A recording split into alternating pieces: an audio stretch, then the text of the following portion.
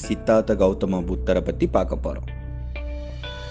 சித்தார்த்த கௌதமர் கிமு 563ஆம் ஆண்டு நேபாளத்தில் லும்பினி என்ற ஊரில் சுத்தோதனர் மற்றும் மாயாதேவி என்ற தம்பதியர்களுக்கு ராஜ குடும்பத்தில் பிறந்தார்.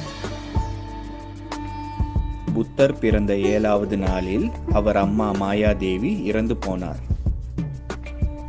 புத்தரின் பிறந்த நாளைத்தான் விசாக் டே என்று புத்த மதத்தினர் கொண்டாடி வருகின்றனர். புத்த மதம் புத்தரின் சிந்தனையை அடிப்படையாக கொண்டு உருவாக்கப்பட்டதாகும்.